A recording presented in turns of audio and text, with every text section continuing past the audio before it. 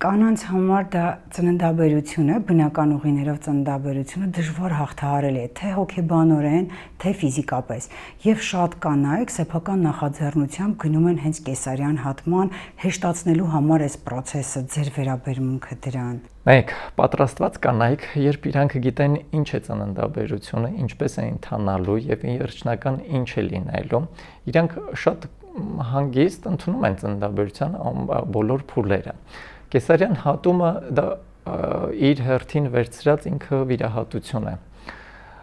կյանքեր փրկող վիրահատություն եւ ինքը գնալով կեսարյան հատման պետք է գնալ խիստ ցուցումների դեպքում։ Որոշակի պայմաններ կա, անգամ ապացուցված շատ փաստեր կա, որ բնական ուղիներով ծնված մանուկը ավելի հեշտ է ադապտացվում կյանքին, քան կեսարյան հատման ճանապարհով, որովհետեւ երբ պտուղը անցնելով մեր բնական ծննդուղիներով ինքը բնականից ապրում է մեր ստրեսը։